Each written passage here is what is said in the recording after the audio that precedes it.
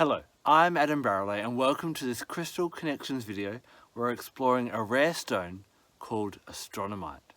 Now, up in the top reaches of Western Australia, my home state in Australia, in the Kimberley ranges, are layers upon layers of siltstone. Now, these are dated back to 600 million years old, and the different layers come in all different patterns and been given different names. One of them is zebra stone, there's okapi stone, ribbon stone, and so on. But one of the rarest layers that was just discovered by a local prospector in 2002 is Astronomite, which has this beautiful chocolate brown colour with these little light colours in, and it looks just like the night sky.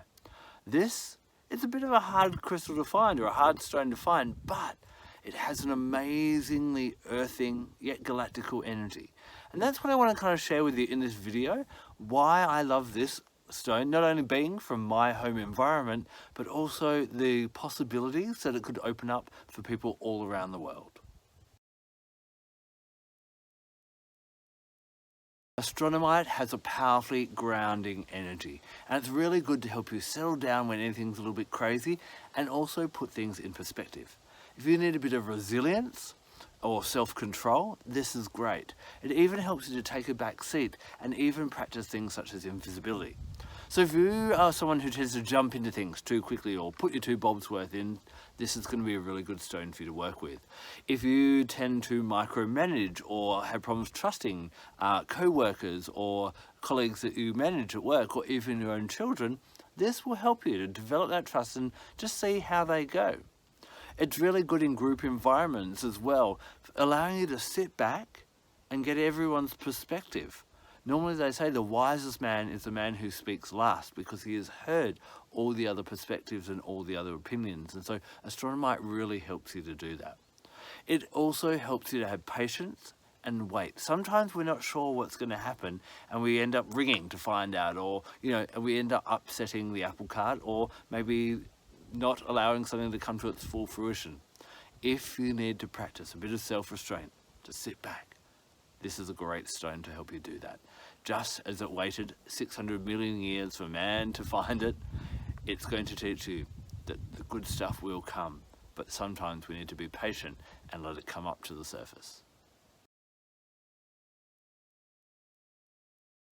If you're in Australia, the best place to use this stone is out in the outback, under the night sky. It'll really help you to open up to the magic of the universe, but also the magic of the Australian land.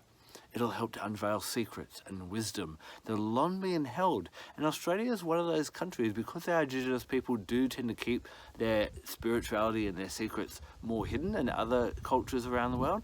This will help to bring your own whisperings up and allow you to understand the land upon which you're reaching. Now, of course, if you're not there, you can close your eyes and imagine yourself there.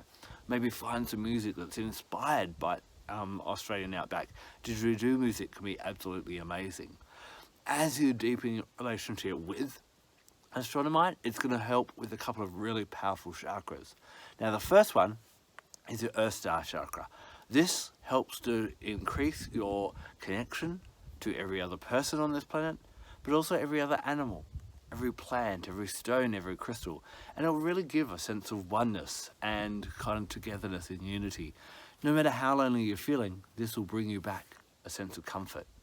The other chakra that this can work with, because of its age and how old it is called the Incarnator chakra. Now, the Incarnator chakra is below our Earth Star chakra, deep into the ground, and connects us not just to now and our connection to this planet now, but our connection to this Earth through many lifetimes.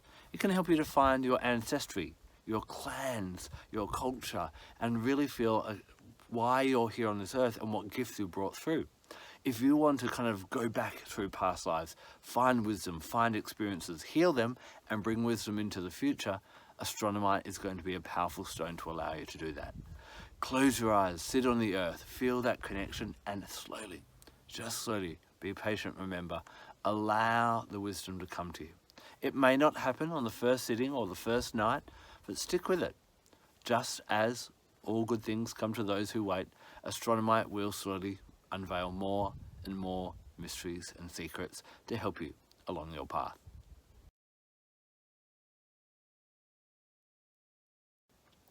Astronomite will help you learn from the past, but also allow you to excel in the future. It's got a reputation for helping you really do well in a whole range of different areas. It can help you to problem solve, a bit of theoretical postulation. It can really help with geometry, colouring, like a colour appreciation, any kind of thing where you kind of, even astrology and of course astronomy, this is going to be a great stone for. What it helps you to do is it helps to fire up the passion and then also help you understand how you can bring that passion actually into formulation. How can I overcome the challenges that are before me? How can I change brick walls into bridges for me to pass over?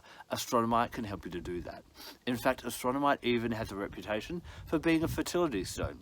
Now, not necessarily for falling pregnant, although it could be used in the bedroom for that arena, but bringing more fruitful opportunities for you. So, if you're feeling a bit uninspired, if you're feeling a bit, I don't know, apathetic because you're not too sure which path to take, try sitting with Astronomite. Give it a few nights, as I said before, but slowly it'll start to raise up some passion and then it'll start to give you some solutions. It'll help you think outside the square.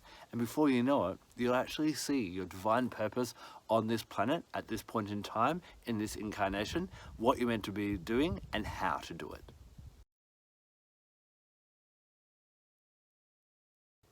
Just like all other crystals and stones, Astronomite should be cleansed on a regular basis, in between using it for specific reasons, or if you're getting ready to do something massive with it. Now, I like to use different elements for cleansing my different stones and crystals, and for Astronomite, I've found that the element of earth is best. Put it on some natural earth. Hey, if you're in Australia, that's ideal, and especially during night, so it can be under the night sky and that sea of stars, just like the sea of stars captured in the stone. Now, I also like to bring in other gifts of nature as well. I love working with different essential oils, especially. The essential oil that I'm always called to work with when I'm working with Astronomite is Australian sandalwood.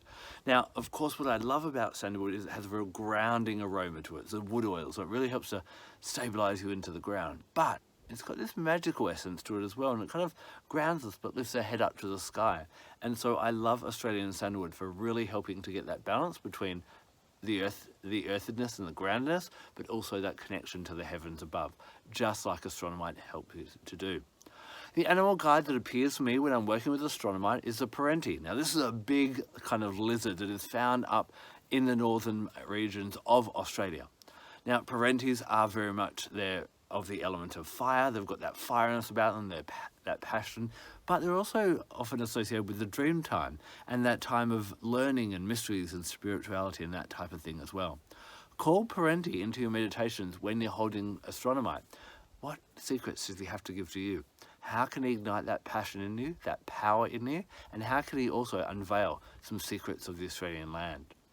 Now, when it comes to astrology, Ceres, the asteroid that is governed or named after the goddess who was the provider, the nurturer. She was the goddess of agriculture, and she made sure that we all had what we needed in the way of sustenance, and she was the goddess of the grain, for example. She is a great asteroid that kind of goes through our charts and talks about a whole range of things, goes into retrograde like Mercury and all that as well, but she has that real nurturing energy about her.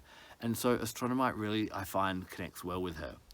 She doesn't rule the day of the week, but she's probably closest connected to Venus. So Friday is going to be your power day for working with your Astronomite. Now, as I said before, Astronomite is one of the rarer bands of that Siltstone up in the Kimberley ranges. So it can be a little bit hard to source, but it's definitely worth its while.